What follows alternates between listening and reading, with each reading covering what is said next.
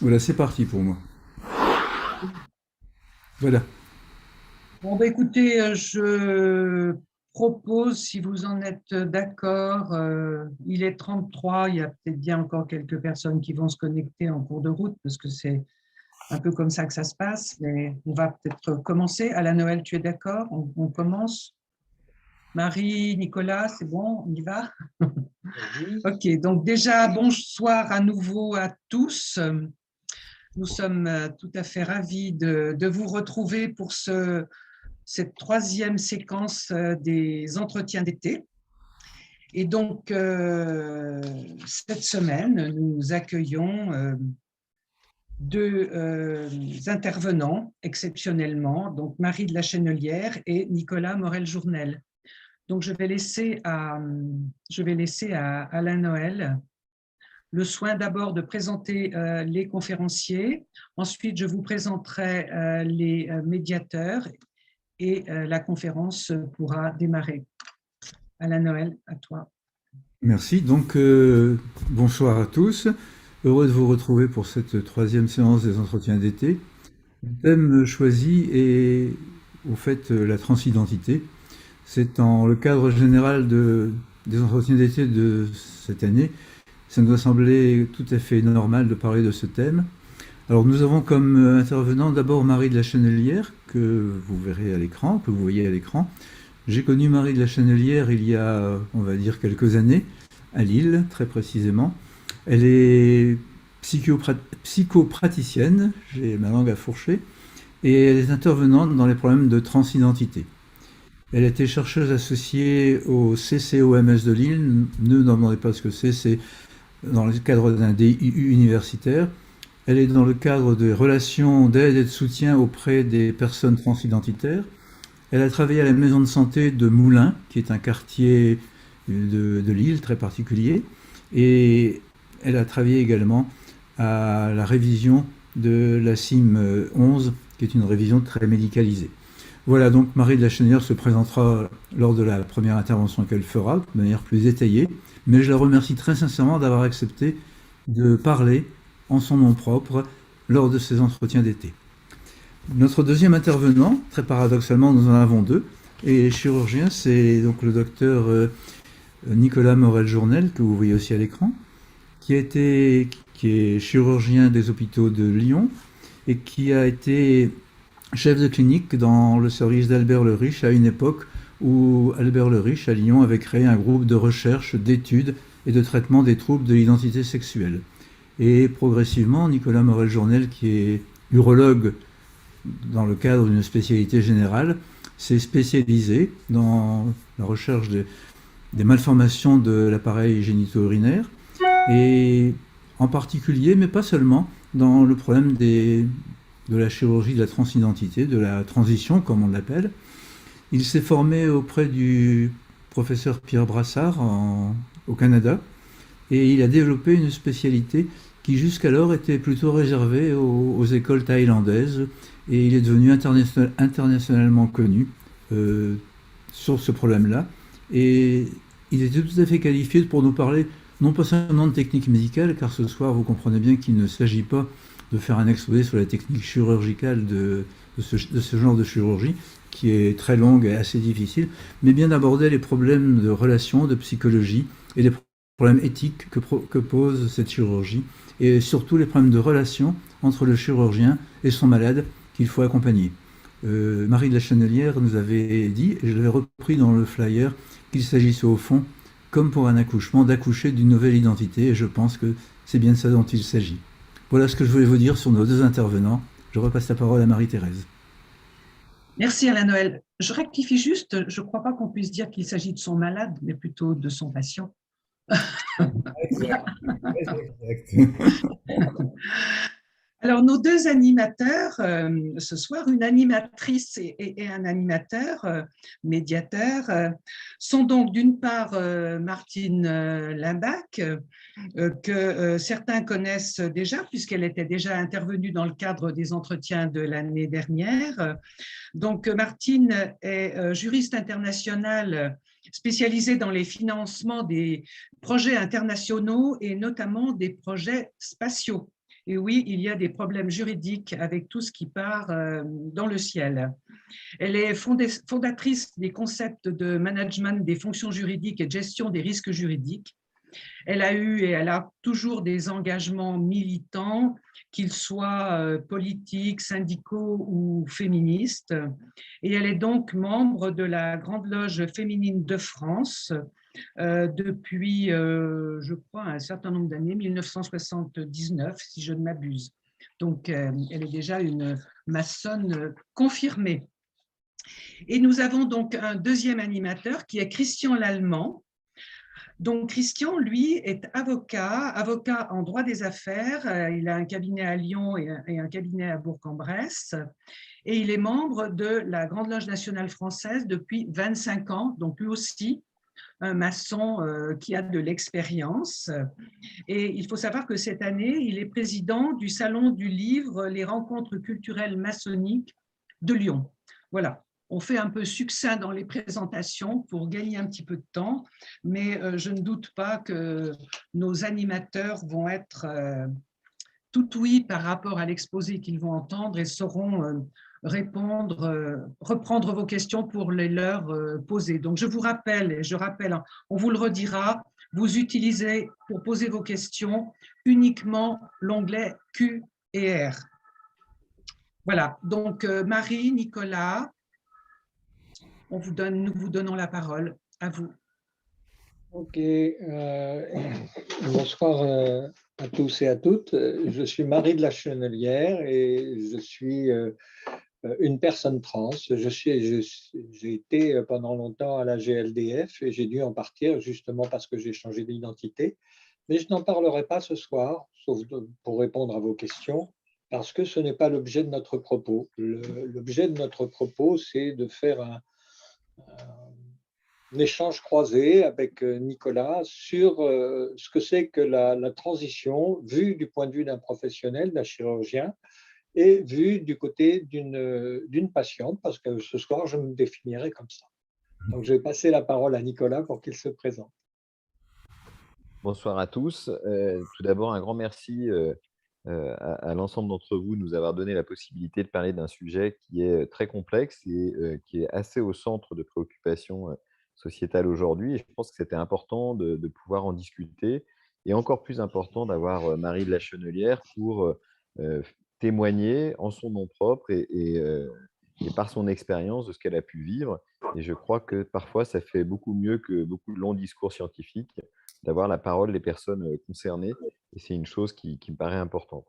Donc, on va vous faire un petit exposé et un petit échange avec Marie, avec un premier temps où Marie va vous parler un petit peu, donc plus généralement, de son parcours à elle. Et à chaque mois, je rebondirai, moi, sur ce qu'elle a pu dire en essayant de généraliser un petit peu plus sur son parcours à elle.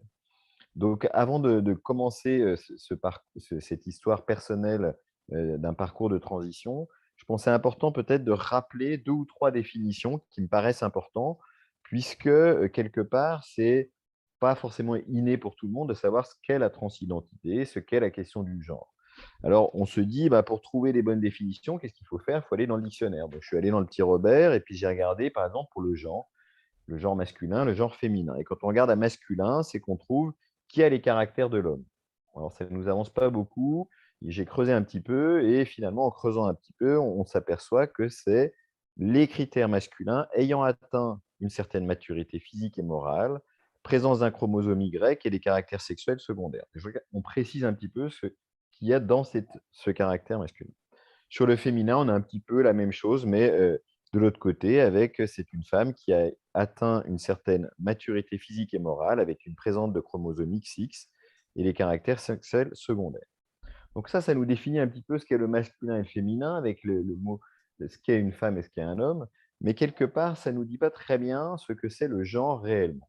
Et en fait, le genre, je vous fais la définition qui est un petit peu lourde à digérer, mais qui peut-être est quand même indispensable, c'est par le terme de rôle de genre, nous voulons dire tout ce qu'une personne dit ou fait pour rendre public ce qu'elle a soit le statut d'homme ou de femme. Le terme inclut la sexualité et l'érotisme, mais pas uniquement du tout. Et quelque part, plus globalement, c'est essentiellement ce qui n'est pas établi dès la naissance, mais c'est ce qui est construit en accumulant rencontres et échanges.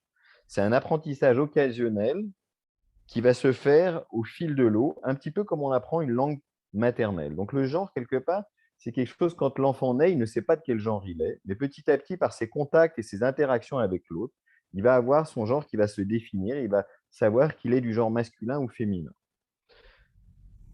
Ça, c'était pour le genre. Alors après, on va simplement parler de deux autres définitions qui me paraissaient importantes, qu'il faut bien différencier la question du genre, qui touche donc la perception qu'on a sur le plan intellectuel de je me sens homme, je me sens femme, c'est quelque chose d'intellectuel, on pense son genre, avec ce qui est de l'ordre du cœur. Donc le cœur va finalement définir l'orientation sexuelle, vers qui je suis attiré, quelle est mon attirance sexuelle. Ça, c'est ce qu'on appelle l'orientation sexuelle et c'est ce qui va définir l'homosexualité, la bisexualité, l'hétérosexualité. D'accord? Donc ça, c'est plutôt le domaine de l'orientation sexuelle. D'accord? Ce qui est différent de la question du genre, encore une fois. Hein. Et puis, dernièrement, peut-être la dernière définition qui était donc celle pour laquelle on se voit ce soir, qui est la question de la transidentité. En fait, la transidentité, c'est le fait, pour une personne transgenre, d'avoir une identité de genre, donc son identité qu'elle ressent, qui n'est pas la même que celle qu'on lui a donnée à la naissance. Donc, je propose déjà de faire un petit peu avec Marie une histoire de son parcours, une histoire de cette question de la transidentité grâce à son parcours. Donc, on va vous parler en peut-être 4 petits chapitres. Un premier chapitre qui va parler du coming in. Le coming in, c'est comment une personne, un jour, se rend compte qu'elle n'est pas dans le genre qu'on lui a assigné. Un petit garçon, une petite fille, ou plus âgé, à un âge plus âgé, une personne va se dire, mais voilà, on me considère comme un homme, mais moi, dans ma tête, je me sens femme. Donc, cette question du coming in, c'est le moment où la personne va se dire, ben, voilà, je ne suis pas dans le bon corps, il va falloir faire quelque chose parce que ce n'est pas le genre que je ressens. Ça, c'est le coming in. Et puis, il y a le coming out. Le coming out, c'est qu'est-ce qui se passe quand je vais l'annoncer aux autres. C'est l'annonce à tout le monde de ce parcours personnel et comment c'est reçu, comment on fait pour l'annoncer. Et puis ensuite, il y aura la question de l'accompagnement médical, s'il y en a un, l'accompagnement avec à la fois les hormones, la question psychologique éventuellement et la question chirurgicale. Et puis enfin, on parlera des petits aspects juridiques très rapidement, mais pour donner une petite idée de ce à quoi ça peut aboutir. Donc Marie, je te pose la question finalement, comment s'est passé ton coming in? Comment, pour toi, tu as ressenti cela et comment tu as pu faire émerger cette question de ton identité à toi? Eh bien, aussi bizarre que ça puisse vous paraître, c'est dans les yeux des autres que j'en ai pris conscience. Si vous demandez à des personnes qui ne sont pas trans, quand est-ce qu'elles ont pris conscience de leur genre, en fait, elles vont dire, mais j'ai beaucoup de mal à dater ça. Et en fait, très souvent, elles vont dire, ben, c'est presque à l'adolescence, que là, quand j'ai senti que la sexualité se mettait en place. Pour moi, ça a été très jeune, parce qu'un jour, je me suis marié avec une petite fille, mais le problème, c'est que c'était moi la mariée et elle le marié. Et en fait, dans la réprobation de l'institutrice, c'est là où j'ai vu qu'il y avait quelque chose qui clochait. Et pour beaucoup de personnes trans, elles prennent conscience assez brutalement par des souvenirs qu'elles peuvent des fois dater, mais c'est un peu déconnecté de tout le reste. Elles ont fait des choses qui tout d'un coup ont paru incongrues aux autres et on leur a fait remarquer que ça ne se faisait pas. Et là, elles se sont dit, mais il y a une différence ou il y a quelque chose. Alors, elles n'ont pas toujours les mots pour pouvoir le dire à cet âge-là. Et c'est comme ça qu'elles en prennent conscience. Et c'est comme ça que j'en ai pris conscience. C'est dans les yeux des autres. Donc là, on voit avec le cas de Marie que c'était finalement très tôt elle a fait ce coming in, qu'elle s'est rendue compte que son genre n'était pas adapté à celui qu'on lui avait donné à la naissance, ne lui était pas adapté. Quelque part, pour peut-être faire un ping-pong avec un autre cas que je connais très bien, une bonne amie qui m'a raconté son coming in, elle, ça s'est passé un petit peu différemment. Elle a eu son coming in plus tardivement. Elle avait quelque chose qui n'allait pas et elle avait cette idée-là qui lui revenait sans arrêt en tête et elle se disait, cette idée-là est une idée folle, je suis un homme, je vis en homme et cette idée que je suis une femme, quelque part, ne convient pas. Et alors, elle a fait un parcours extrêmement long où elle a été voir tout un nombre de médecins, de psychanalyste, elle a été faire des retraites en monastère, etc., pour se convaincre, pour essayer de se dire: «Mais non, ce que je suis en train de faire là, heu, ce n'est pas, normal, c'est pas quelque chose, qui a un réel sens». Donc elle ne comprenait pas ce qui lui arrivait, elle a fait tout ce parcours et à la fin, après, plusieurs années de thérapie et autres, elle s'est rendue compte qu'elle n'avait pas d'autre choix que de commencer un parcours de transition parce qu'elle était en souffrance en restant dans son genre et elle a dû faire ce parcours-là. Donc simplement pour dire qu'il y a plusieurs façons de faire un coming in qui peut se faire plus jeune, qui peut se faire plus tardivement ou qui a pu être fait très jeune mais qui a vite été mis sous le boisseau devant une pression sociétale qui fait que ces personnes trans vont finalement se conformer à la norme sociale, vont vivre dans le genre qui leur a été assigné et puis cette vie dans ce genre-là les fait souffrir et les amène finalement à aller vers un jour une transition. Nicolas, je voudrais appuyer un peu le clou là-dessus. Entre le moment où on a la première perception, où on est différent, différente, et le moment où on va prendre la décision, il y a tout un processus qui est très long. Mais très souvent, pour ne pas, comment, pas perdre, pas risquer de perdre l'amour de ses parents, pour ne pas risquer d'aller vers des reproches, puisque de toute façon, quand on nous a fait remarquer que on n'avait pas des conduites adaptées, ben, on s'était dit c'est mal. Eh bien, évidemment, on va essayer de se normaliser. Ça a été également mon cas et ça l'a été pendant de longues années. J'ai fait ma transition assez tardivement parce qu'à mon époque, c'était quelque chose d'impensable et même d'inconcevable. Mais ça a été très long, ça a été un long cheminement et dans lequel j'ai essayé de dire: «Mon Dieu, si c'est possible, il faut que je me normalise, quoi». Mais j'ai tout raté, c'est toujours revenu et sous une forme ou sous une autre. Mais à chaque fois, il y avait une poussée transidentitaire sous une forme, qui pouvait être sentimentale, qui pouvait être de conduite ou autre et que je ne comprenais pas et à la fin que j'essayais de dénier, mais il a bien fallu se rendre à l'évidence. Donc ça, je trouve que c'est très intéressant ce que tu dis, Marie, c'est bien la question du temps, parce que parfois les gens ont l'impression, se disent, c'est des phénomènes de mode, il a vu quelqu'un qui était une personne trans et hop, il s'est dit, je vais faire pareil, etc. Mais on voit très bien qu'en fait, c'est des questionnements qui sont longs, des cheminements qui sont extrêmement longs et que les gens font pas ça dans l'urgence et dans la minute. C'est quelque chose qui est longuement mûri et même contre lequel, très souvent, les personnes trans vont lutter pendant un moment, comme tu l'as fait toi-même, Marie.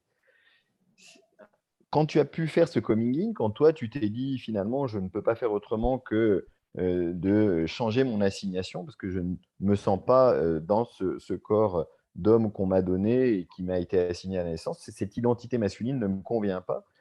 Comment s'est passé ton coming out finalement? Comment tu as pu révéler ça à l'extérieur? Ça va montrer aussi un peu à tout le monde comment ça peut être perçu en société et quelles peuvent être les difficultés que rencontrent les personnes trans. Je je savais, personnellement que c'était extrêmement difficile et que j'allais me heurter à de nombreux problèmes. La plupart des personnes trans, d'ailleurs, comme les personnes gays, se disent: «Si les autres me connaissaient réellement, eh bien, ils se détourneraient de moi». Donc, ça a été vraiment effectivement un très long cheminement. Mais arrivé à la fin de ma carrière professionnelle, je me suis dit, bah, je vais l'annoncer à mon dernier conseil d'administration. C'est ce que j'ai fait. Et on m'a dit, je me souviens qu'un élu m'a dit: «Mais monsieur le directeur, qu'est-ce que vous allez faire de votre retraite?» Et j'ai dit: «Je vais militer dans des associations LGBT». Et qu'est-ce que c'est? Et j'ai répondu: «Des associations de lesbiennes, de gays, de bisexuels et de transsexuels et j'appartiens à la lettre T». Les syndicats ont demandé une suspension de séance et dans les 10 minutes qui ont suivi, mes 13 établissements savaient tous que j'étais une personne trans. Après, j'ai fait mon préavis dans un silence quasi religieux parce que dès que j'arrivais dans un couloir, bout, tout le monde foutait le camp dans son bureau et c'est comme ça que ça s'est terminé. Donc j'en ai déduit qu'en fait, j'avais eu bien raison de ne pas dire pendant ma carrière que j'étais une personne trans. Ça, le parcours de Marie est assez symptomatique. C'est quelque chose qu'on rencontre assez souvent chez les personnes trans, c'est-à-dire la difficulté de faire son coming out, sa révélation à l'extérieur, comment révéler son passage, sa volonté de transition à tout le monde, sans faire exploser tout son entourage, que ce soit sa famille, que ce soit au sein du travail, que ce soit ses amis. Alors, on peut peut-être voir un peu deux cas différents. Je dirais qu'aujourd'hui, Chez les jeunes, ça semble beaucoup plus facile. Je trouve que les familles sont beaucoup plus accompagnantes aujourd'hui. On a beaucoup de familles qui accompagnent leurs enfants ou de jeunes adultes, hein. Quand je dis enfants, ce sont des gens souvent qui ont 20 ans, 25 ans, mais qui sont accompagnés par leurs parents et qui montrent un soutien familial. Alors, je ne dis pas que ça a toujours été facile. Très souvent, de façon un peu caricaturale, on va dire que la maman comprend plus vite quelque part qu'il y a une question de genre qui est vitale pour son enfant, même s'il est adulte, hein, mais qui va l'accompagner plus facilement, et le papa qui a parfois un peu plus du mal avec cette question d'avoir un fils qui va devenir une fille ou une fille qui va devenir un garçon. Et quelque part, il y a une lutte un petit peu contre ça, mais très rapidement aujourd'hui, en tous les cas, pour les jeunes, je dirais qu'il y a un entourage qui se fait, qui est plutôt accompagnant. Pas toujours, bien évidemment, il y a des cas où c'est dramatique, où il y a l'exclusion du jeune qui va être mis à la porte, qui se retrouve sans logement, sans rien, mais de plus en plus, on a un accompagnement qui est correct. Et puis, les personnes un petit peu plus âgées, pour qui c'est plus compliqué parce qu'ils se sont insérés dans la société. Parfois, ils sont mariés pour se conformer à ce qu'on attendait d'eux. Et là, ça va être plus difficile pour eux de faire cette transition parce qu'ils vont devoir rompre avec ça. Les gens, il va falloir faire une rupture à la fois professionnelle, familiale, qui peut être beaucoup plus lourde, avec beaucoup d'autres questions qui se passent. Comment on va gérer avec les enfants, comment on va faire avec le travail, les collègues de travail, etc. Donc, vraiment plusieurs types de coming out qui peuvent être très faciles ou très difficiles. Et je crois que ça montre aussi quelque part la ténacité et le grand courage des personnes trans, parce que très souvent, en tous les cas, quand moi j'ai commencé dans les années 2000, je me rendais compte que c'était très difficile et qu'il fallait quand même vraiment un grand courage pour faire ces transitions, parce que clairement, il y avait une pression sociale qui était majeure et un rejet qui était très fort, avec des gens qui perdaient leur emploi, qui perdaient l'accompagnement familial, qui perdaient une partie de leurs amis, et des gens qui se retrouvaient très isolés. Et cet isolement entraînait beaucoup de souffrances psychiques et autres. Marie, après, une fois que tu as pu faire ce coming out, quelque part, est-ce que tu as commencé tout de suite la demande d'un accompagnement médical, ou tu as attendu un peu? Comment ça s'est passé, cet accompagnement médical? Comment tu as pu le gérer? Dans mon cas, j'avais beaucoup réfléchi, donc je voulais commencer très classiquement par les hormones et c'est ce que j'ai fait. Et là sont arrivés de nouveaux problèmes. Les problèmes sont arrivés avec mon entourage. Euh, j'ai 3 enfants d'un premier mariage et j'en ai deux, ça a mené à une rupture et il y en a eu un qui, après 1 an de relation en pointillé, a repris. Donc ça a été quelque chose qui a été douloureux. Et puis ça a été très dur aussi avec ma compagne, parce qu'au départ, elle m'a dit: «Mais tu veux devenir un handicapé physique?» Heu et je me disais: «Bon, c'est pas gagné». Puis, petit à petit, ma poitrine a commencé à développer. Elle m'a appelé son sumo mameluk et puis, on a avancé, on a continué à parler et c'était très difficile parce que tout ce qui me faisait du bien lui faisait du mal. C'est-à-dire qu'elle ne voulait pas perdre son bel homme et moi, d'un autre côté, je voulais devenir moi-même. C'est-à-dire je voulais aller vers cette personne féminine que je sentais en moi. Donc, on a beaucoup pleuré, et petit à petit, les choses se sont calmées et apaisées. Je crois que c'est quand elle a vu que ce n'était pas du pipeau et que ce n'était pas contre elle, mais que c'était vraiment parce que c'était là où se trouvait ma vérité. Et à partir de là, elle m'a appelé, avant que je sois opéré, sa mari du haut et son mari du bas. Voilà. Là, Très j'arrête juste au moment de l'opération. Très beau. Donc pour faire un petit rappel, peut-être là, mettre un tout petit peu entre guillemets de science, hein, mais classiquement, un parcours de transition, là, on va parler du parcours complet, c'est-à-dire de quelqu'un qui veut faire un changement complet et aller de son assignation d'homme vers ce qu'il ressent être, c'est-à-dire vers une réassignation, on pourrait devenir une femme, et à ce moment-là, qui va avoir une demande de soins médicaux pour à la fois changer son statut hormonal et changer physiquement, son corps pour pouvoir devenir une femme. Donc, classiquement, sur le plan de la prise en charge et de l'accompagnement médical, on a une proposition d'accompagnement sur le plan, psychologique si la personne est en souffrance, parce que le fait de faire cette transition, ça soumet les gens à des discriminations, à des difficultés de coming out comme on l'a vu tout à l'heure, et tout ça génère de la souffrance. Donc, souvent, on propose un accompagnement psy pour que les gens puissent être accompagnés. On va proposer un accompagnement endocrinologique et chirurgical. Et donc, on va avoir des entretiens avec la personne trans. Et au bout de 6 mois de permanence de cette demande, on va pouvoir débuter les hormones. Et donc, on va débuter les hormones qui, en général, vont être de 2 types, hein. Quand une femme veut devenir un homme, on va lui donner de la testostérone et ça va suffire à bloquer les œstrogènes et à masculiniser son corps. Et quand un homme veut devenir une femme, sur le plan des hormones, on va bloquer l'action de la testostérone avec un bloqueur de la testostérone et on va donner des œstrogènes pour que le corps se féminise.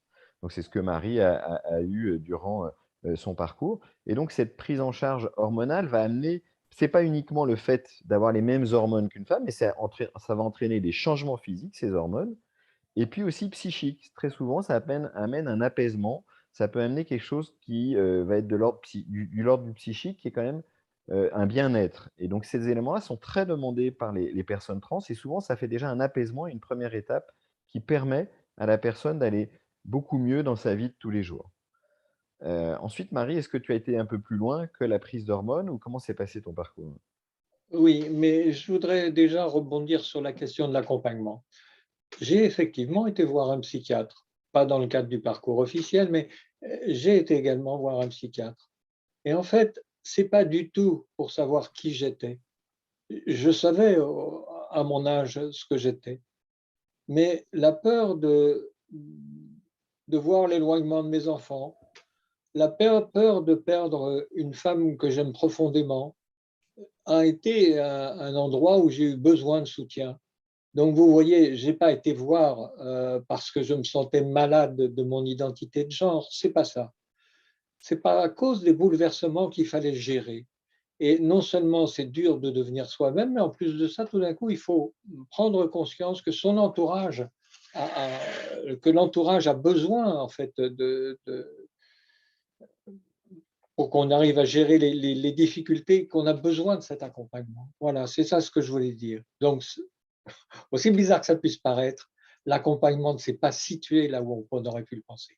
La deuxième chose, comment j'en suis venu à l'idée de l'opération, c'est parce que dans le long terme, de prendre des hormones, au bout d'un moment, il se passe quelque chose. J'ai eu un rebond de testostérone.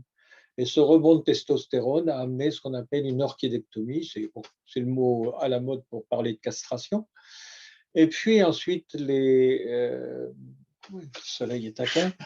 Et puis ensuite, comme on ne peut pas rester longtemps indéfiniment, disons, avec une orchidectomie, parce que le chirurgien m'avait prévenu que il peut y avoir une rétractation des bourses. Excusez-moi ces questions techniques, Nicolas ne sera plus calé que moi pour en parler. Il m'avait dit qu'il ne faut pas trop tarder pour faire une vaginoplastie après. Et j'ai donc décidé de faire une vaginoplastie. Comme je ne voulais pas rentrer dans le parcours français qui, à l'époque, était assez psychiatrisé, que j'avais déjà 6 évaluations psychiatriques, et je ne voulais pas faire 2 ans de suivi en plus, je suis allé me faire opérer donc, chez son copain Pierre Brassard à Montréal. Voilà. Donc, ce que dit Marie est quelque chose qui s'est passé assez fréquemment, c'est-à-dire qu'effectivement, il y a eu pendant une époque un parcours qui était assez lourd, qui était imposé avec beaucoup de psychiatrisation du parcours, qui n'était pas toujours très bien vécu par les personnes trans, qui, elles, étaient tout à fait d'accord pour voir un psy quand elles n'allaient pas bien, mais voir quelqu'un, un psy, quand tout allait bien, leur paraissait pas nécessaire et entraînait de la souffrance, générait parfois un besoin de justification permanent qui n'a pas toujours été très bien vécu. Donc ça, comme Marie l'a très bien expliqué, ça a occasionné aussi pas mal de personnes qui sont allées se faire opérer au Canada, en Thaïlande, etc. C'est peut-être pour ça que vous avez déjà entendu la question de la Thaïlande, la chirurgie des personnes trans en Thaïlande. Alors plus globalement sur l'accompagnement chirurgical, une fois que les gens ont eu des hormones pendant environ 1 an, on peut proposer à ces personnes un changement chirurgical. Et à ce moment-là, ça va consister, pour une femme qui veut devenir un homme, en général à l'ablation de la poitrine, hein, donc ce qu'on appelle une mastectomie, et puis à une ablation de l'utérus du vagin le plus souvent, et à la recréation d'un sexe masculin à partir de peau que l'on prend soit sur le bras, la cuisse, le ventre, différents lambeaux de peau, comme on le fait en chirurgie plastique pour faire de la reconstruction, après par exemple un cancer mammaire ou autre. Donc on va prendre de la peau et on va la tubuliser, en faire un tube pour faire une verge, par exemple. Donc ces chirurgies paraissent comme ça très simples quand c'est dit en 2 minutes. On peut se dire: «Bah, c'est très facile, c'est un peu le coup de baguette magique». En fait, ce sont des chirurgies complexes qui amènent beaucoup de difficultés derrière et des soins sur du long terme, et c'est pour ça que les gens qui font ces démarches, on les prévient bien, on essaie de bien les informer pour être sûr qu'ils aient bien compris vers quoi ils s'engageaient.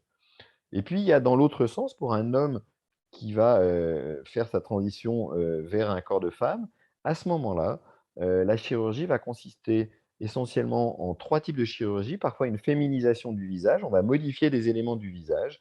Ça peut être ce qu'on appelle les bosses frontales, modifier un petit peu le nez, le menton, l'angle temporomandibulaire, différents éléments du visage qui sont des éléments plutôt masculinisants. Même si en fait il y a pas de caractère absolu. J'ai souvenir par exemple dans un congrès au Canada justement où j'étais allé, il y avait le congressiste qui avait montré une photo juste d'un menton, et pour montrer la subjectivité de nos critères du féminin ou du masculin sur le visage, il nous avait dit: «À qui pensez-vous quand vous voyez ce menton? Est-ce que c'est un homme ou est-ce que c'est une femme?» Tout le monde a dit: «C'est un homme», et puis il a agrandi l'image et c'était Jennifer Aniston, qui est une actrice américaine assez connue, et tout le monde s'était trompé, hein. Et il a fait la même chose dans l'autre sens et c'était Leonardo DiCaprio que tout le monde a pris pour une femme. Simplement pour dire que finalement, ces chirurgies de féminisation du visage, elles sont parfois pas forcément nécessaires, et ce qu'on peut prendre pour très féminin, en fait, c'est un ensemble de choses qui fait qu'on va voir un visage féminin ou masculin devant soi, mais il n'y a pas un critère qui va définir la masculinité ou la féminité dans le visage. En dehors de ces chirurgies du visage, les gens vont parfois demander des chirurgies au niveau des seins avec la pose de prothèse mammaire lorsque les hormones n'ont pas suffisamment fait grossir la poitrine.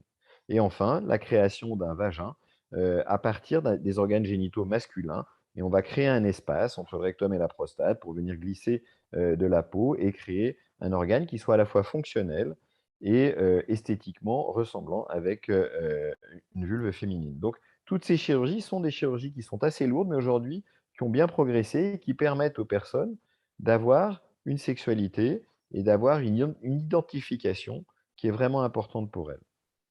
Alors sachant qu'il y a bien évidemment beaucoup de complications comme je vous l'ai dit et pas mal, et ça reste une chirurgie assez lourde, mais c'est important et on s'est aperçu que le fait d'avoir quelque chose de fonctionnel était important pour que les gens puissent s'épanouir. Marie, peut-être dernière petite étape avant de pouvoir élargir un petit peu le débat. Est-ce que tu pourrais nous dire comment sur le plan juridique, tu as pu changer ton identité? Comment ça s'est passé pour toi? Est-ce que ça a été quelque chose de compliqué? Et comment tu as pu faire pour faire ce changement?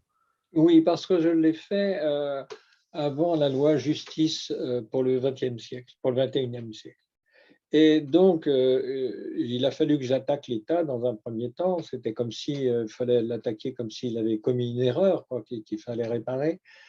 Et donc, il a fallu que je prouve que j'avais toujours voulu être une femme, que je vivais comme une femme, et ainsi de suite. Et c'est très difficile quand vous avez été pendant toute une vie quasiment dans l'impossibilité de le faire. D'une part, parce que vous vous reprochiez de vos sentiments ou ce trouble et que vous avez essayé de vivre normalement, entre guillemets.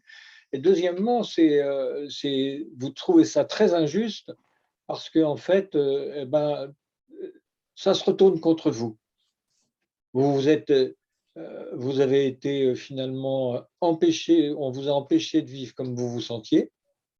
Et il y a énormément d'enfants de ma génération qui n'ont pas pu exprimer leur transidentité, ce que je trouve vraiment dégueulasse que maintenant on dise, bah, vous voyez, c'est des épidémies, alors qu'en fait, à notre époque, c'était vraiment impossible d'arriver à dire qu'on était trans.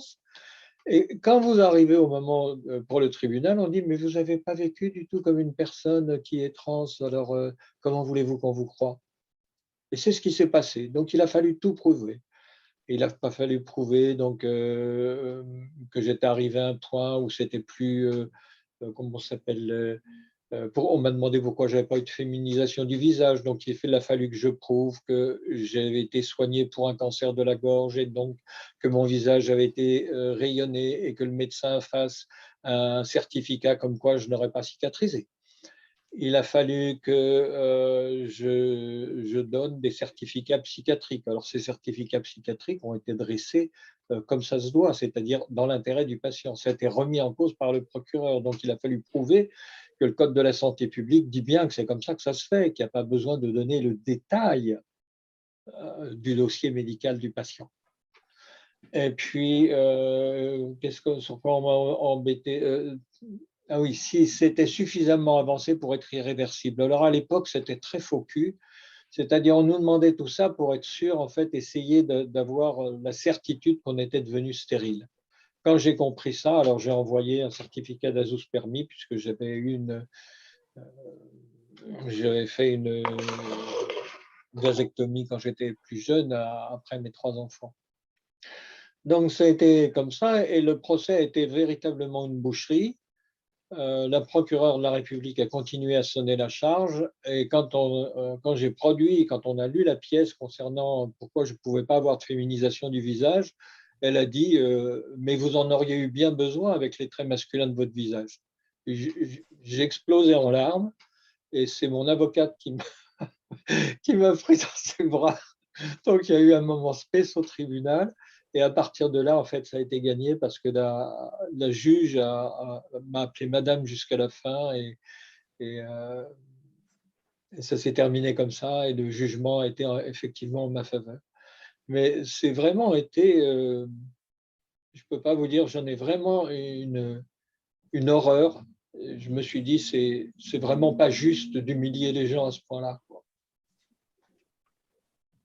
Merci Marie pour ce témoignage. Effectivement, c'est quelque chose qu'on a beaucoup entendu jusqu'à récemment, puisqu'en fait, la loi française n'était basée que sur une jurisprudence jusque en 2016 et qu'elle pouvait être interprétée de façon très large par le juge qui pouvait exiger que toutes les preuves soient données. Il pouvait aller très loin dans l'exigence de preuves. Il devait y avoir des preuves médicales, des preuves psychiatriques, des preuves endocriniennes, etc. Il devait y avoir énormément de preuves amenées par la personne qui demandait son changement d'identité.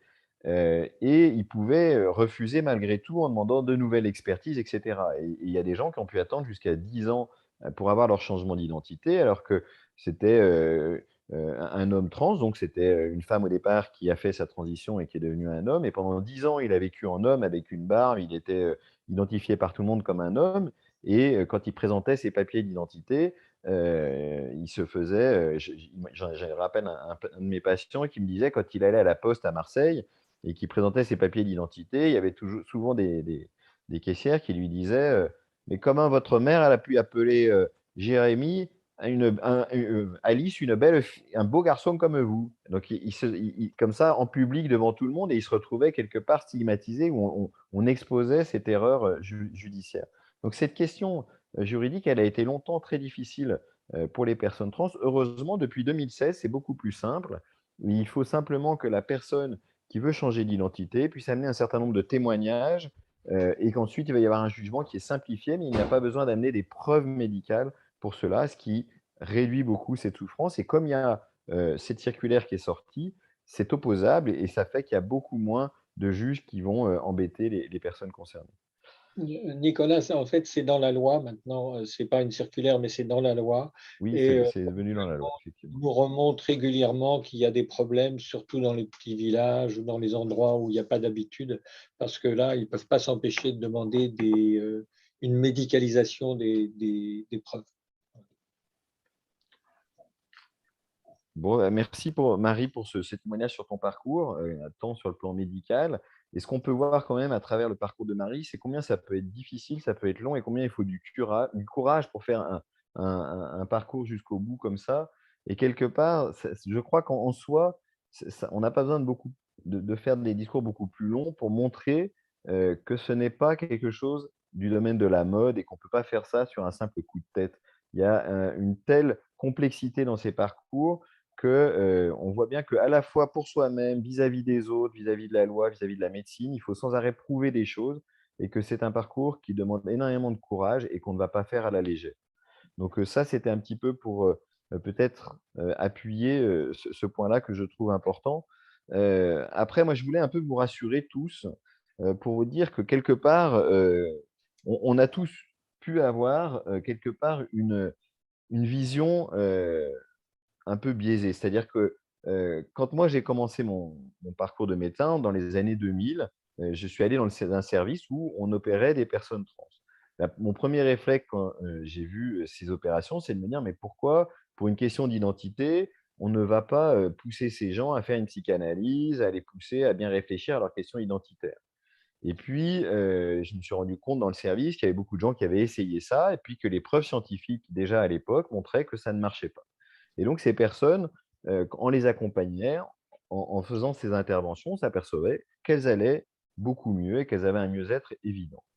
Et puis, mais je faisais malgré tout toujours j'ai commencé à faire ces opérations, mais en ayant toujours un petit peu de retenue, en me disant: «Beh, je comprends que je fais du bien, mais je ne comprends pas très bien ce qui se passe, en fait». Et c'est après, en connaissant plus intimement des personnes trans, en les accompagnant, soit suite à des tournages, soit suite à des conférences, j'ai pu rencontrer des personnes trans et discuter plus à fond avec elles. Certains ou certaines sont devenus mes amis et j'ai pu me rendre compte, en fait, dans le fond, que c'était des personnes parfaitement normales, comme vous et moi, et que toutes les idées un peu préconçues que j'avais et j'avais du mal à comprendre, en fait, c'était pas des gens, qui souffraient ou qui étaient anormaux, c'était des gens parfaitement, normaux, qui n'allaient pas bien, qui n'étaient pas dans l'identité qui leur permettait de s'épanouir et qu'en les accompagnant, leur permettait d'aller vers un mieux-être.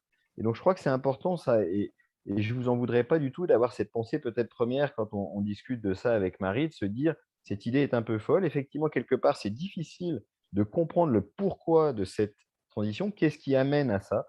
Mais ce qu'il y a de sûr, c'est qu'aujourd'hui, moi, avec 20 ans de recul et des centaines de personnes que j'ai pu accompagner, je me rends compte à quel point on rend service et on permet à ces personnes d'aller beaucoup mieux.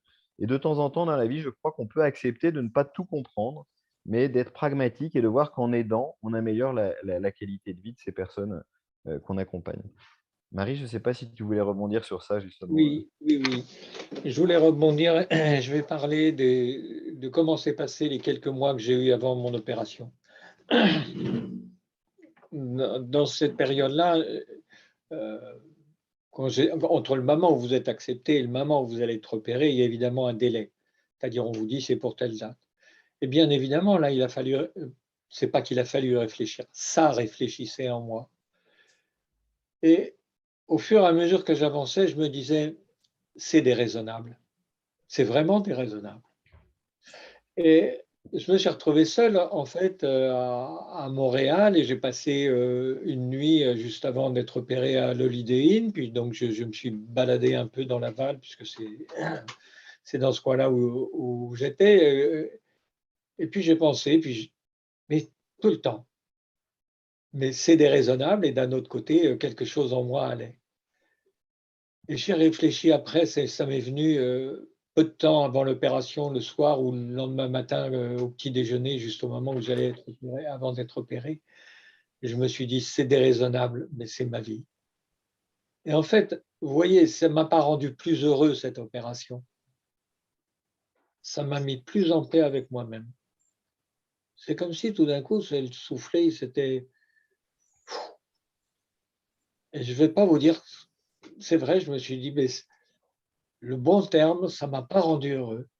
Ça m'a mis en paix. J'étais plus à me poser des questions ou des trucs comme ça. C'est comme si un cours d'eau, il arrive tout d'un coup, je ne sais pas, dans un lac ou quelque chose comme ça. C'est le calme.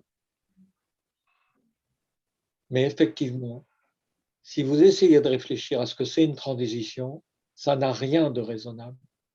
Et tous les gens qui parlent de nous, parce qu'il y a peu de gens qui parlent avec nous, comme Nicolas, mais il y a beaucoup de gens qui parlent sur nous, sont des gens qui trouvent une foule d'arguments pour dire c'est déraisonnable et ça n'a pas de sens. Ah non, ça n'est pas de l'ordre de la raison, c'est de l'ordre de quelque chose qui est de l'ordre de sa propre recherche intérieure. Et on ne peut pas le justifier comme ça avec des mots. Je pense que ça peut être le mot de la fin de notre exposé. Et je pense qu'il y a sûrement des questions et c'est peut-être plus intéressant maintenant de rebondir sur vos questions autant qu'on le pourra en essayant d'y amener des réponses si possible. Christian, est-ce que tu as accès aux questions? Oui, j'ai les questions. Parce que moi, je n'y ai pas accès, mais je vais peut-être commencer par en poser une quand même. Oui. Mais j'ai un problème là. Il faudrait que Alors, moi, j'ai toutes les questions. Alors, On je en vais, a un je vais certain en nombre. je vais en poser une très générale, alors simplement pour introduire. euh, la, la transidentité n'est pas une maladie mentale. Mais est-ce que ça veut dire qu'il n'y a aucune vérification d'ordre psychiatrique pour la prise en charge par la sécurité sociale? C'est très concret ce que je pose comme question, mais je crois que c'est quand même important parce que c'est une ouverture de liberté de choix qui sinon est beaucoup plus compliquée. Est-ce que vraiment la psychiatrie a disparu de l'approche pour accepter la transition? Alors, je dirais qu'aujourd'hui, les approches sont vraiment plurielles, comme toujours en médecine et dans l'accompagnement médical. Et on va trouver des équipes qui vont effectivement être dans un accompagnement où on va pouvoir proposer un accompagnement psy, mais on ne va pas le rendre obligatoire. Et de même que pour d'autres opérations, si de temps en temps on sent que quelqu'un est en fragilité ou en souffrance, en dépression, en crise anxieuse ou autre, on l'invitera à voir quelqu'un, un psychiatre, en lui disant bah, va voir le psychiatre, parce que je sens que ça ne va pas très bien maintenant et qu'il faut avancer et qu'il faut aussi s'occuper de la transidentité, c'est sûr, parce qu'elle entraîne une souffrance, mais aussi peut-être gérer cette question-là en même temps. Mais si quelqu'un va parfaitement bien à gérer lui-même ses problèmes psy avant, on ne va pas lui imposer ça aujourd'hui. Mais c'est très nouveau et il n'y a pas encore énormément d'équipes qui se sont mis à ce nouveau type de prise en charge. Globalement, la majorité des équipes en France encore aujourd'hui vont demander un passage un peu obligatoire et systématique devant un psy, un endocrinologue et un chirurgien avant de délivrer un certificat permettant d'avoir l'accès aux soins. Mais la sécurité sociale ne l'impose plus. En tous les cas, on peut la contourner. C'est pas aussi simple que ça, parce que comme souvent avec la Sécu, il faut beaucoup de temps pour faire évoluer les choses. Mais en tout cas, elle ne bloque plus systématiquement. S'il n'y a pas eu d'avis psy, on peut y arriver. Alors, concernant les questions, en fait, elles sont dans deux grandes catégories. Il y a d'abord une première catégorie que je vais résumer. Comment expliquez-vous qu'autant de jeunes se sentent aujourd'hui trans? Pensez-vous qu'il y a eu toujours autant de transidentité, mais impossible à envisager auparavant et donc non conscientisées? Est-il possible que ce soit un questionnement lié à l'adolescence qui s'incarne aujourd'hui, que les tabous se lèvent? Et donc, on a toute une série, effectivement, de questions qui tournent autour de ce thème en disant pourquoi est-ce qu'aujourd'hui, on en a de plus en plus autour de nous? Ça tient à quoi? Est-ce qu'il y a des tabous qui sont levés? Est-ce qu'il y a une prise de conscience? Et pour aller un peu plus loin, que pensez-vous des parents qui, aux États-Unis, acceptent de commencer une transition pour leurs enfants, parfois de moins de 7 ans? Quels conseils donneriez-vous à des parents de jeunes enfants souhaitant changer de sexe? Ça, c'est une première, disons, typologie de questions qui portent sur est-ce qu'il y a aujourd'hui une prise de conscience plus importante? Est-ce qu'effectivement on constate ce phénomène ou pas? Je veux bien commencer la réponse. Ce que je vous ai dit est vrai. À mon époque, reconnaître qu'on était trans ou faire remarquer sa transidentité, eh ben, ça ne se faisait pas. Et il y a très peu toutes les personnes de ma génération sont en fait des ex-enfants trans. Mais il y en a une bonne partie qui n'auront jamais fait leur transition, tout simplement parce qu'elles ont été bien cadrées, elles sont bien restées dans la voie. Mais j'en connais des qui sont comme ça, qui disent je ne peux pas, je suis trop vieille ou je suis trop vieux. Et à l'époque, on était statistiquement dans les aberrations parce que la prévalence, c'est-à-dire le nombre de personnes qui sont trans par rapport à la population standard, on était de 1 pour 45 000. D'accord ? Récemment, vous avez entendu dire que on était maintenant passé, que ça avait augmenté de 4000%. Alors, je ne veux pas vous faire de cours de mathématiques, mais si par exemple un médecin a dans son cabinet un patient qui a une maladie et que l'année prochaine, l'année suivante, il a 2 patients qui ont la même maladie, eh bien, ça a augmenté de 100%.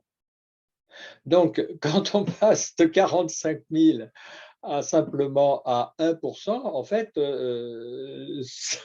et quand on vous dit que ça a augmenté de 4000%, ben, faut pas vous imaginer que vous avez comment s'appelle, faut pas multiplier automatiquement par 4000. il faut faire la petite règle de 3 que vous avez appris quand vous étiez plus jeune. Et vous voyez à ce moment-là que le médecin a vu augmenter, là où il voyait une personne, et ben, il en voit 10 par mois ou quelque chose comme ça. Et il joue beaucoup dans cette présentation par le pourcentage. Mais c'est un pourcentage. Quand ça augmente de 4000%, bah, ça augmente, en fait, vous avez 40 patients là où vous en voyez un avant. Mais c'est dans des services spécialisés que vous les voyez. Ce n'est pas tous les médecins de France et de Navarre qui les voient.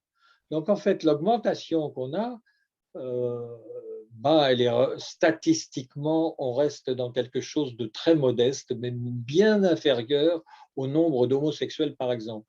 Je dis ça parce que dans ce que vous avez dit, quand on commence à parler des États-Unis et autres, on est en train de parler également de bouquins comme Eliachev, Claude Habib et ainsi de suite, et qui sont des bouquins qui sont là, qui terrorisent les parents en disant mais c'est affreux parce que maintenant ça s'attrape par contagion, pas plus qu'avant.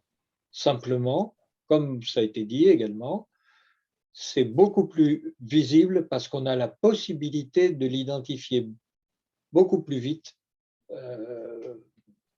en soi. Voilà. Peut-être Du peut-être juste médecin. pour, Oui. juste peut-être pour compléter ce que disait Marie, pour mettre aussi un petit peu des chiffres, il y a effectivement deux phénomènes différents qu'il ne faut pas confondre. Il y a la question des jeunes qui veulent faire une transition et qui vont demander à vraiment être réassignés dans l'autre sexe. Et ces enfants, comme le dit Marie, ne sont pas très nombreux. Pour vous donner un chiffre, un seul, en 2019, il y avait 300 enfants qui avaient une demande de prise en charge à 100% pour la question de la transidentité. 300 enfants en France. Ça fait un pourcentage quand même extrêmement faible. Ça remet un petit peu quand même peut-être les réalités. Je crois que ça permet de voir que ce n'est pas une épidémie, il n'y a pas des centaines d'enfants qui sont en demande de transition aujourd'hui. Et la deuxième chose, donc ça, c'est les enfants qui veulent faire une transition, une réassignation. Mais vous avez aussi des sondages qui sortent de plus en plus dans les médias et qui parlent de la question de se sentir non-binaire. Ça, c'est beaucoup plus fréquent.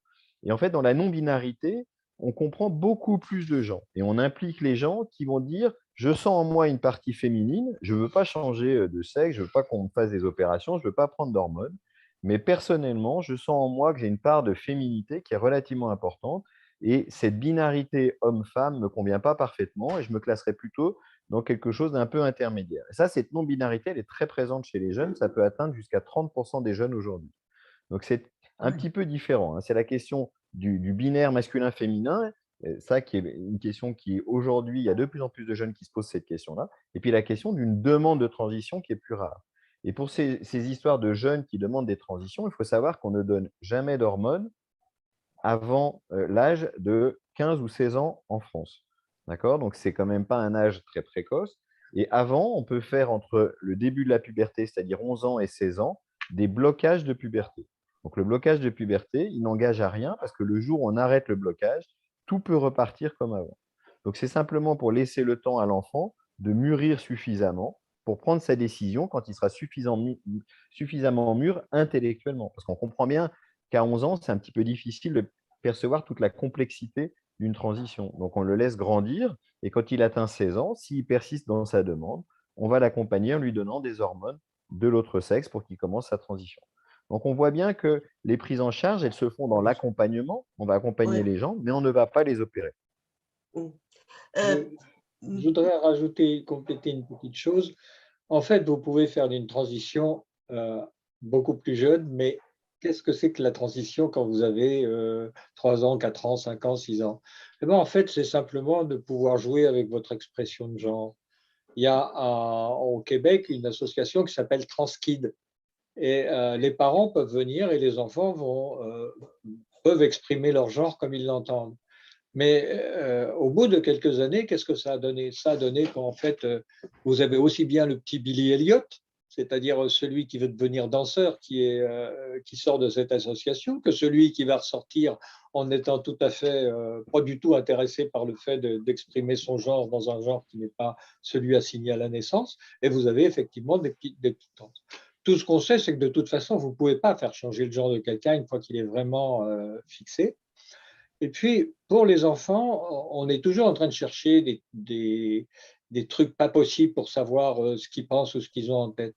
Alors, il y a une chose que vous pouvez voir, c'est à quel âge se fixe la détermination ou la compréhension du genre chez l'enfant. C'est très simple. Vous prenez un album de famille, vous montrez l'album et vous voyez, vous dites, tu vois, grand-mère, elle était là. Ça, c'est quand elle était enfant. Et puis là, c'est quand elle est jeune fille. Et là, c'est quand elle m'a eu. Et puis là, c'est plus tard. Et puis maintenant, c'est là à ta naissance. Et si dans la tête de l'enfant, c'est clair qu'il s'agit toujours de la même personne sur les différentes photos, alors à ce moment-là, c'est que l'enfant a acquis la permanence du genre. Alors après, vous pouvez vous poser la question, mais de quel genre, quelle est l'identité de genre de mon enfant? En fait, ça se fait très simplement en questionnant doucement et surtout s'il n'y a pas de pression.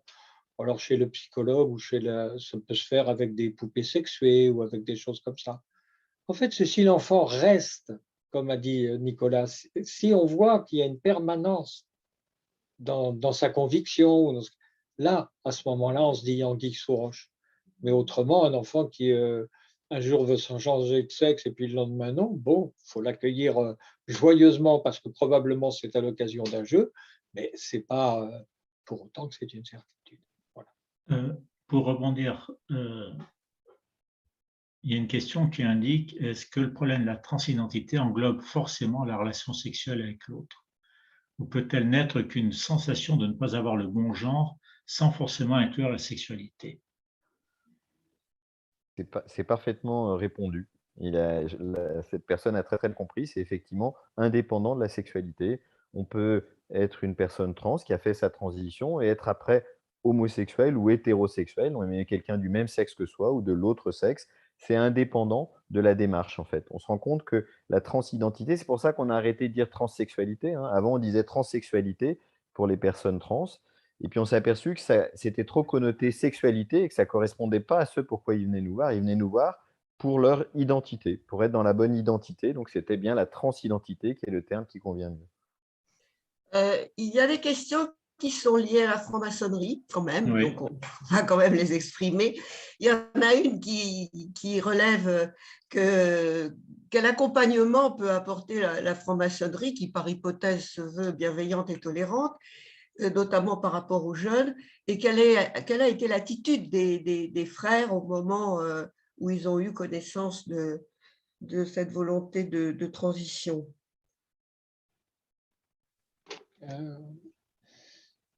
La première chose, je réponds dans ce qui concerne mon cas personnel, j'étais à la GLDF, qui est c'est une obédience qui est masculine. Donc mon idée était, quand j'ai interrogé les instances, c'était surtout de savoir si je pourrais rester. C'est-à-dire, j'avais quand même été initié en tant qu'homme. Alors, comme tout maçon, ça signe un peu la recherche de la vérité, c'était ma vérité de devenir une femme. Et sur cette question-là, à l'époque, la Grande Loge de France a répondu tradition, c'est-à-dire notre tradition, c'est une tradition de masculinité. Mais j'étais bien dans une loge. Donc, voyez bien, le monde maçonnique a été très représentatif. Ma loge a été particulièrement inclusive et ouverte puisqu'elle acceptait des personnes de tous horizons. Vraiment, il y avait dans ma loge des bouddhistes, il y avait des soufis, il y avait de tête, enfin je cherche, mais un jour on avait compté combien on représentait de divers sites religieux, mais c'était vraiment très divers. Et il y avait deux trans. Donc j'étais l'une d'elles. Mais c'est quand j'ai changé mes papiers que les choses se sont passées. Donc on a fait une argumentation avec la loge en demandant au grand maître de l'époque si c'était possible que je reste, parce qu'après tout, je n'avais pas fait de faute maçonnique. Et bon, on m'a demandé quand même de tirer les conséquences des règlements généraux et je l'ai fait. Mon but n'était pas de foutre le bazar à la Grande Loge de France. Mon but n'était pas de demander que la Grande Loge de France soit mixte. Mon but était de demander, est-ce que, puisque la recherche de ma vérité m'avait conduit à faire ma transition, à rester à la Grande Loge de France. Donc je suis parti et ça a été très dur pour mes frères quand je suis parti, et ça a été très dur pour moi de les quitter. Après, je pense que la Grande Loge de France doit bien discuter sur cette question. Mais en tout cas, ma loge m'a soutenu, ce qui veut dire qu'il y a, et j'en ai rencontré d'autres, des frères qui se posent la question aussi de la mixité, mais également de l'inclusivité des personnes trans. Et un an après, la Grande Loge Unie d'Angleterre a pris une décision qu'elle conserverait en son sein toutes les personnes trans qui avaient été initiées en tant qu'hommes. Donc voilà, 2 pays, 2 jurisprudences différentes. Alors, comment ça s'est terminé Maintenant, la deuxième partie de la question, je pense que Nicolas va vous dire des choses, mais nous nous heurtons, et c'est juste mon mot introductif, nous nous heurtons très souvent au fait que les gens ne savent pas ce que c'est qu'en fait la transidentité.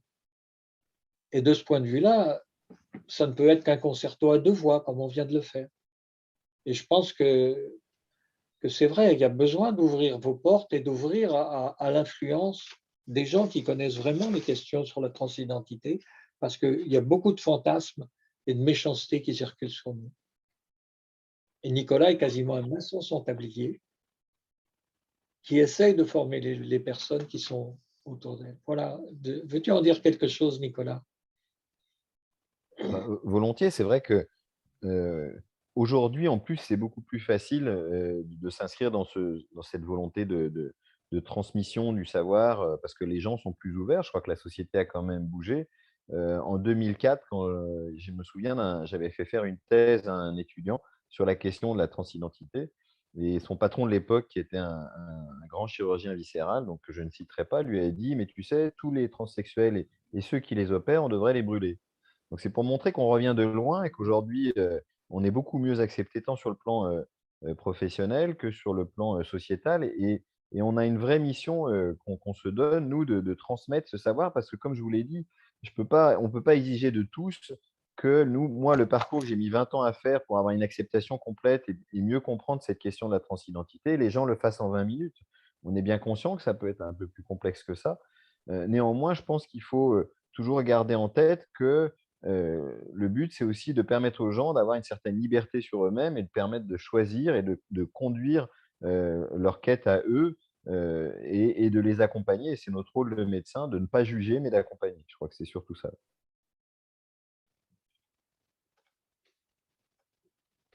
Il y a une question pour revenir, qui est la suivante. Comment peut-on choisir un sexe sans... attendez, je vais essayer de retrouver la question. Je viens de la perdre parce qu'il y a... Attends, je vais demander une petite seconde. Quand on n'a pas vécu, Oui, quand on n'a pas voilà. vécu Est-ce qu'il n'y a pas un doute sur dans le ce sexe sexe, quand on n'est pas demandé? né dans ce sexe. Est-ce qu'on est sûr de vouloir l'autre sexe si on ne le connaît pas vraiment pour l'avoir vécu de l'intérieur, n'étant pas un homme, femme, n'étant pas un homme ou une femme en devenir toute sa vie? Je vais essayer de détruire des mythes. Je vais vous donner une patiente. Non, si vous me demandez aujourd'hui si je suis vraiment une femme, je vais vous dire, eh bien, je ne sais pas. Ça peut vous paraître bizarre, mais je dis je ne sais pas parce que je ne suis pas née petite fille et je n'ai pas eu une maman qui m'a dit dès le départ, qui a certifié quasiment que j'étais une petite fille. Et ça ne s'est pas fait comme ça. Mais si vous me demandez, et dans le temps, comment ça se passe, eh bien, je vais vous dire que je ne sais pas si je suis vraiment une femme, mais ce que je sais, c'est que aujourd'hui, je suis beaucoup plus proche d'être une femme que quand j'ai commencé. Donc, je sens qu'à l'intérieur de moi, quelque chose se rapproche, mais il a fallu pour ça accepter que la vie, c'est quelque chose qui n'est pas acquis, qui n'est pas ouvert, qui est en partie connu et en partie inconnu.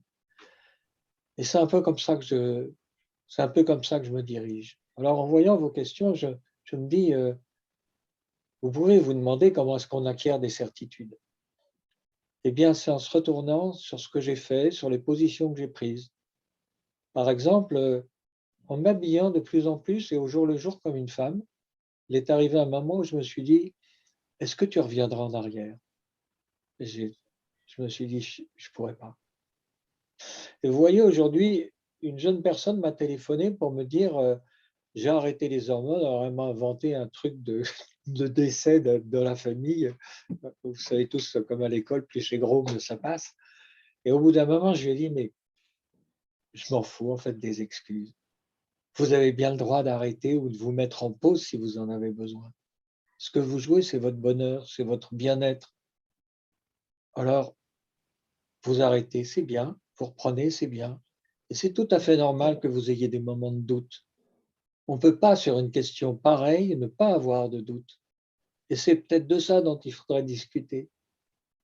Mais il n'y a pas à juger. Je, Et je ben, rajouterais Et- peut-être, si c'est possible, je rajouterais peut-être juste une remarque, c'est très compliqué aussi de dire qu'est-ce qu'être une femme et qu'est-ce qu'être un homme. Je pense qu'il y a beaucoup de façons d'être femme et beaucoup de façons d'être homme, et que c'est cette diversité-là, et que c'est pour ça que on va essayer de ne pas mettre trop les gens dans des cases et qu'on va leur proposer un changement physique ou hormonal qui leur permette de se sentir mieux. Mais après, eux, ils vont trouver une place particulière à eux, qui sera la leur, qui sera leur façon d'être femme.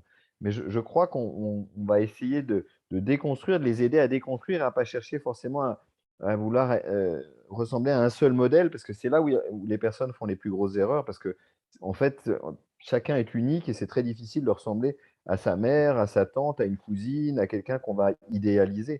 Donc je crois que c'est important d'avoir cette réflexion et de se dire, vous serez la femme, vous serez vous-même une femme particulière, singulière. Mais je- finalement, il y a une ambivalence qui est chez tous et chez chacun, quelque part, malgré tout, je pense. C'est ça qu'il faut prendre la prise de conscience. Mais justement, comment, dans ces cas-là, c'est un avantage finalement de connaître les deux sexes, d'avoir vécu le sexe masculin et puis de vivre le sexe féminin après, non? Comment on vit les deux? Oui, mais ce que je voudrais revenir sur la question des étiquettes parce que c'est important. Mais pour vous faire comprendre les choses, j'ai essayé de vous visualiser ça. La plupart des gens, ceux qu'on dit qu'ils sont cis, voient les choses comme ça, comme les deux mains qui seraient l'une derrière l'autre, et ça crée une éclipse. Et en fait, nous, parce qu'on sent qu'on a une différence, alors on a tendance à voir les deux composantes, c'est-à-dire qu'on voit le genre et le sexe. Ça n'a aucun sens chez les personnes cis, parce que leur genre correspond au sexe, donc ça ne leur pose pas de problème. Mais pour nous, on voit effectivement les deux. Mais ça va générer ensuite. On dit, mais vous n'êtes pas dans le bon corps, ou ainsi de suite, ou c'est nous qui disons ça. Et bref, et ça amène à tout un tas de questions d'étiquette. Mais vous voyez, j'ai vécu 20 ans comme un homme avec une femme avant ma transition. Et cette femme s'en sentait bien. Et maintenant que nous sommes toutes les deux perçues comme des femmes, elle a traversé évidemment un moment qui a été difficile parce qu'elle m'a dit, j'ai jamais demandé à ce qu'on me perçoive comme lesbienne. Je ne suis pas lesbienne. Et elle n'est pas lesbienne. Je suis une femme trans avec une femme. Mais pour les gens de l'extérieur, c'est une femme lesbienne. Et de la même façon, vous voyez, j'ai entendu deux mamans qui m'ont dit exactement la même chose. Ah, ça commençait comme ça. Ah, j'adore ma fille, ainsi de suite. Donc, leur fille, qui est en fait était un garçon à la naissance.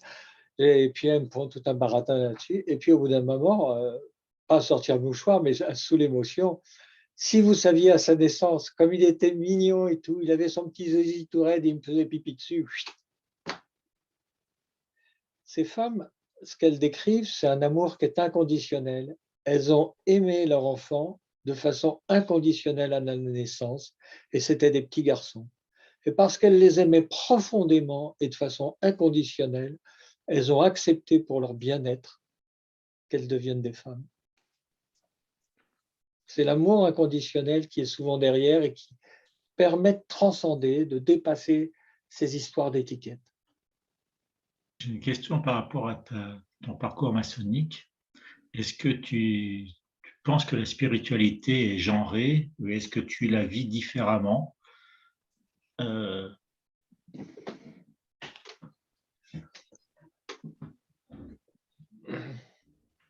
En moi, elle s'exprime plus facilement du côté féminin. Alors, quand j'étais très jeune, une de mes tantes qui s'occupait de moi, qui m'a indiqué, qui avait 6 enfants, 3 garçons, 3 filles, avait acheté 2 bouquins de Michel Coast, le journal de Dany et le journal d'Anne-Marie. Et j'ai lu le journal de Dany, puisqu'elle me l'avait donné à lire, puisque c'était ce qui expliquait quand on rentrait dans l'adolescence et comment on allait devenir homme, et je l'ai trouvé. Et puis, je vais shipper le journal d'Anne-Marie, c'était pour ses filles, mais bon, voilà. Et quand je l'ai lu, j'ai compris que je fonctionnais comme Anne-Marie. Et là, je suis rentré dans le chagrin, parce que je me suis dit, ces femmes vont connaître des choses que moi, je ne connaîtrai jamais. Et là, j'ai commencé à me dire, je suis triste de mon corps. Et la question de la spiritualité qui est derrière, parce que c'était ça ce que je trouvais de beau chez les femmes, c'est-à-dire toute cette levée, c'est des stéréotypes de genre, mais je ne sais pas comment on peut vivre sans stéréotypes de genre. Des stéréotypes de genre où il y avait ce don de soi, cette acceptation de l'autre, cette gentillesse, cette disponibilité, eh ben, c'était quelque chose qui m'allait et qui était vraiment ce dans quoi je me sentais à l'aise. Donc ça a tracé, ça a été un peu le sillon que j'ai suivi et c'était vraiment ça ce que je voulais et je me détestais parce que aller vers le masculin, ben, j'essayais de devenir plus mec que les mecs, c'est-à-dire violent, avec des propos grossiers, avec tout ce qu'on pouvait avoir. Et finalement, je me suis détesté dans cette voie-là. Donc la voie de la spiritualité féminine est une voie qui était plus douce pour moi, qui me correspondait plus à l'intérieur de moi. Et même si ça répond à des stéréotypes de genre, je ne sais pas pourquoi j'ai choisi ça, mais je l'ai choisi. Voilà.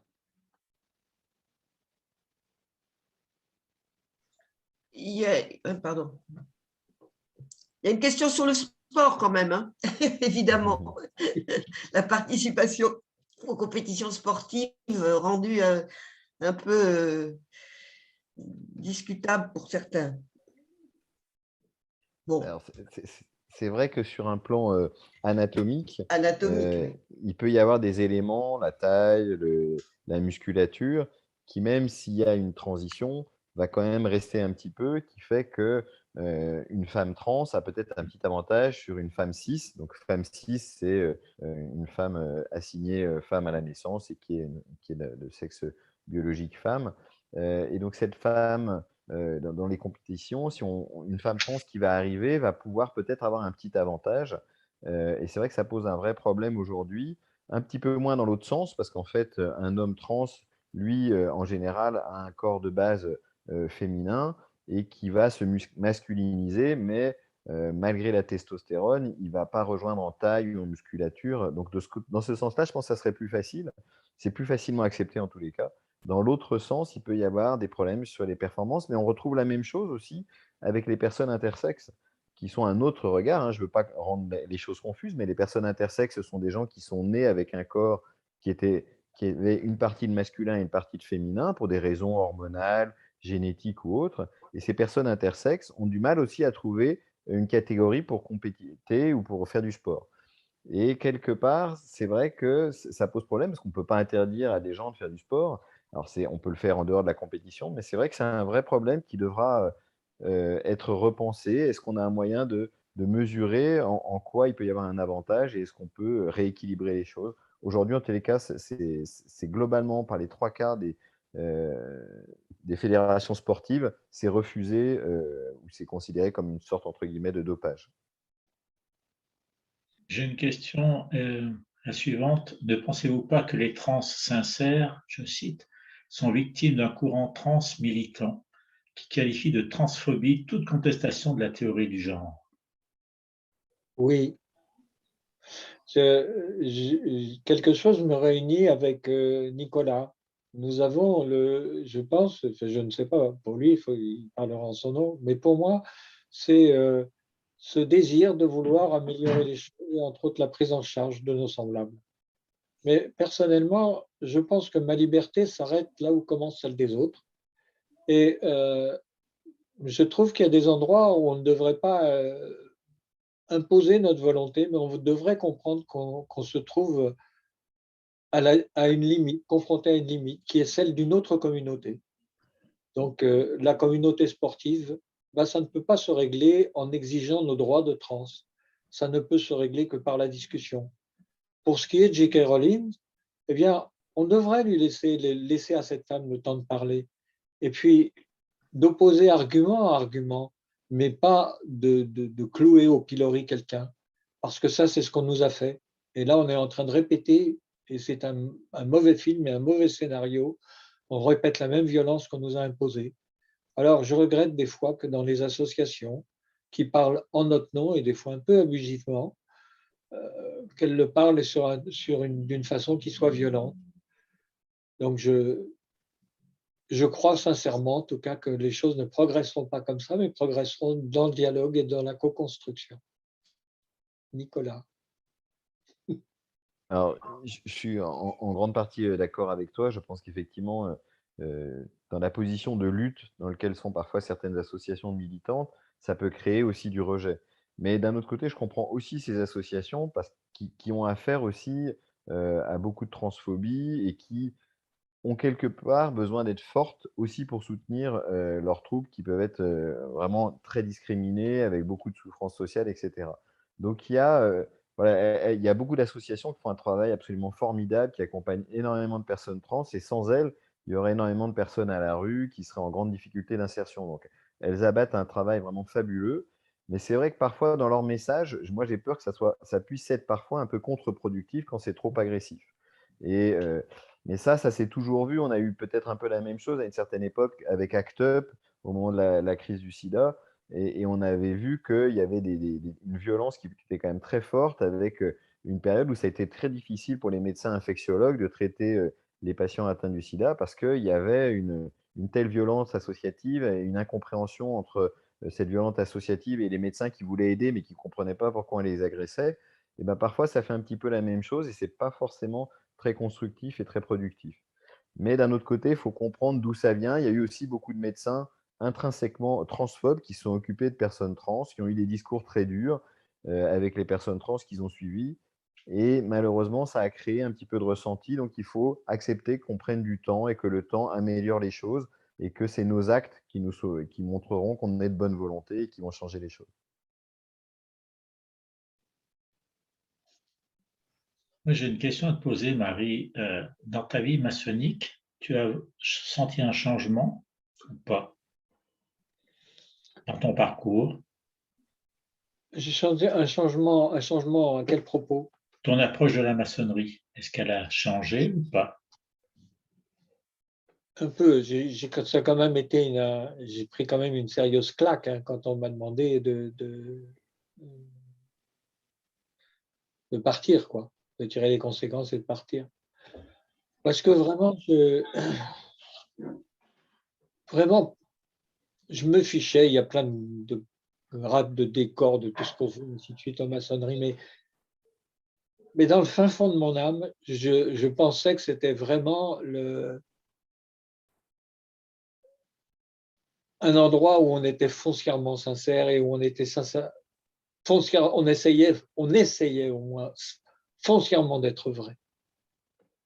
Et là, tout d'un coup, je me suis dit, ah, il y a une hiérarchisation des choses, et tout d'un coup, une tradition peut primer sur la vérité. Et moi, ce n'était pas mon cas. Voilà.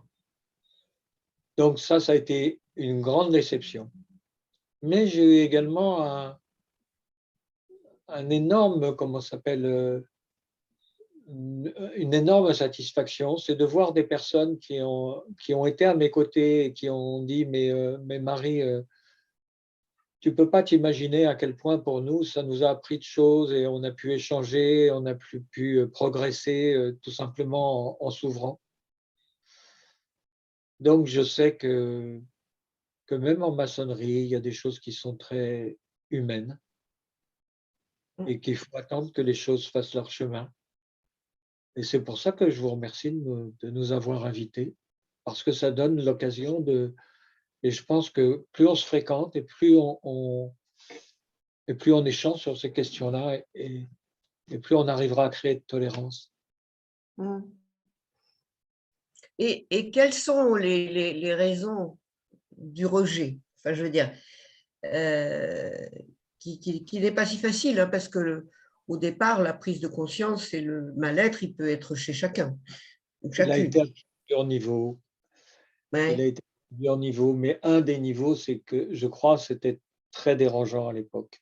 Mm. C'était très dérangeant pour certains de mes frères. Et évidemment, j'ai eu droit à cette question, mais où est-ce que tu vas, où est-ce que tu, comme j'étais considéré comme un homme, mais où est-ce que tu vas pisser? Est-ce que tu vas chez les femmes ou chez les hommes? Parce que c'était dans un bâtiment qui recevait des loges mixtes, non mixtes, ainsi de suite. Donc j'ai eu ce genre de choses, et je ne peux pas vous dire, c'est des trucs, c'est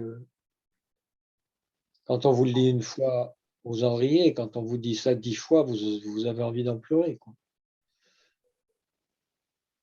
Mais j'ai vu également, comme je vous ai dit, j'ai vu les deux, c'est-à-dire j'ai vu des personnes qui m'ont dit: «Mais il faut résister, il ne faut pas se laisser emporter, il faut essayer de voir», et la preuve que les choses avancent, c'est que je suis ici. Voilà, et on est bien à l'articulation des deux. Il ne faut pas être injuste. Mais ce que je voudrais, c'est, vous avez tous et vous êtes tous en contact avec des instances différentes et puis des endroits différents. Eh ben, n'hésitez pas à inviter Nicolas ou à inviter d'autres personnes comme moi. Tout simplement parce que c'est une grande tristesse de voir que des fois on parle de nous sans nous connaître. Et les seules personnes qui vraiment peuvent vous parler de la question de trans, c'est les personnes qui co-construisent la prise en charge des trans. Les trans peuvent vous parler de ce que c'est que d'être trans, et également les soignants qui s'impliquent, qui mouillent le maillot pour travailler avec nous, ben ceux-là également ne sont pas à laisser sur le côté quand vous avez une réflexion sur l'éthique, quand vous avez des réflexions sur la santé, quand vous avez des réflexions comme ça dans vos cercles spécialisés. Donc, mon souhait, c'est que vous fassiez appel à nous, parce qu'on va essayer de parler d'une façon apaisée. Très bien. Je crois qu'on arrive peut-être… Marie, vraiment, c'est un très bel exposé, que l'exposé de ton parcours, que je qualifierais d'initiatique. Alain Noël, je crois que tu souhaitais prendre la parole. Simplement pour conclure, je pense, pas pour conclure définitivement, mais j'étais très heureux de ce dialogue à deux voix. Je pense que les auditeurs ont été aussi très heureux parce que quelque part c'est un moment de vérité absolue. Chacun était libre de s'exprimer, de dire ce qu'il était, ce qu'il avait vécu, et tout le monde a pu comprendre que la normalité n'est pas forcément là uniquement où on la suppose. La normalité, ça n'existe pas. Nous avons eu la semaine dernière Jacques Attali qui nous a parlé des identités multiples. Eh bien, les identités multiples, nous venons de voir également qu'elles existent, qu'elles sont parmi nous, et que, à tout le moins dans les loges maçonniques, comme dans la société, mais surtout encore plus dans les loges maçonniques, et j'ai bien compris l'extrapolation dans les obédiences maçonniques, il serait temps de comprendre que les identités doivent évoluer et que la perception des identités doit évoluer. C'est tout ce que je voulais dire. Il n'y a rien de polémique dans mes propos. Simplement, je suis très heureux de ce moment de vérité. Et je voulais remercier Nicolas Morel-Journet, que je ne connaissais pas, et Marie de la Chenelière, que j'ai connue il y a une quinzaine d'années. Je peux dire maintenant, c'était il y a une quinzaine d'années. Je suis très heureux de sa présence et qu'elle ait accepté de participer, de témoigner et de dire sa vérité, parce que sa vérité, c'est aussi la nôtre. Voilà. Je redonne la parole à Marie-Thérèse. Bien, je m'associe à ces remerciements en souhaitant que tous les frères et toutes les sœurs qui nous écoutent sachent parler autour d'eux de ce témoignage auquel nous avons pu participer aujourd'hui, et qu'ils sachent être, comme Marie nous l'a dit, qu'ils sachent être sincères, qu'ils sachent être vrais dans les loges dans lesquelles ils sont, pour que la maçonnerie soit vraiment ce qu'elle souhaite et ce qu'elle prétend être. Et je crois que c'est un magnifique exemple, vraiment magnifique. Merci Marie, merci Nicolas. Donc merci Martine aussi et notre frère Christian de votre participation. Je crois que vraiment nous sommes heureux, Alain Noël et moi, de cette soirée. Nous sommes souvent très heureux des entretiens, mais particulièrement aujourd'hui. Et vraiment, nous souhaitons qu'il y ait quelque part une suite à ça, que ça ne reste pas comme ça, un moment unique. Il ne faut pas que ça reste un moment unique, vraiment. Voilà, donc je vous donne tous rendez-vous, non pas la semaine prochaine, parce que jeudi prochain, ce sera le 14 juillet, donc on s'est dit que peut-être vous auriez envie d'aller danser ou d'aller regarder des feux d'artifice ici ou là, donc nous n'aurons pas d'entretien le 14 juillet. Par contre, notre prochain entretien, ce sera donc le 21 juillet avec Bernard de Vauchel, qui est chirurgien plasticien et qui nous parlera d'identité et défiguration. Donc là aussi, je pense que nous aurons certainement beaucoup de choses à entendre, à réfléchir par rapport à ce cheminement qui concerne la chirurgie plastique et reconstructrice. Si je peux me permettre, Merci encore à tous. Oui, Emmanuel. pour ceux qui ne connaissent pas Bernard de Vauchel, il est chirurgien au CHU d'Amiens, donc c'est très près de chez moi. C'est le chirurgien qui a réalisé la première greffe de visage au monde, et il est actuellement professeur émérite, ce qui veut dire qu'il est en retraite entre guillemets, mais il dirige un institut qui porte le joli nom de Faire Face, ce qui s'implique à tous les maçons et à tous les hommes. Donc il y a une figuration d'une quinzaine de jours avec Faire Face et Bernard de Vauchel. Et merci encore à Nicolas Morel-Journel et à Marie de la Chenelière. Merci. Merci. Merci Martine et Christian, et merci à tous. Merci à tous de votre participation. Nous espérons vraiment que vous serez satisfaits de cette soirée. À très bientôt. À bientôt. À tous.